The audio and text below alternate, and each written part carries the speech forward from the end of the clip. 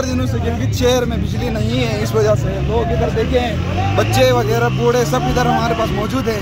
Light नहीं है, हुकूमत का पता ही नहीं, किधर मरे हैं किधर है पता नहीं। तो हम इधर हमने रोड ब्लॉक किया हुआ है पिछले सुबह 12 बजे से, अभी तक हुकूमत का कोई बंदा नहीं आया है। कह रहे थे हम हमें बिजली नहीं दे रहे हैं, पाकिस्तान ने हमें दिया क्या है अभी तक? बिजली तो बहुत दूर की बात है, 2025 आए बस बिजली तक नहीं अभी तक। तो हम अभी क्या कह सकते हैं? हुकूमत से हम दरख्वास्त करते हैं हमें बिजली दे, बस यही हमारा वो है। जब तक बिजली ना आए हम इधर हैं रोड पे।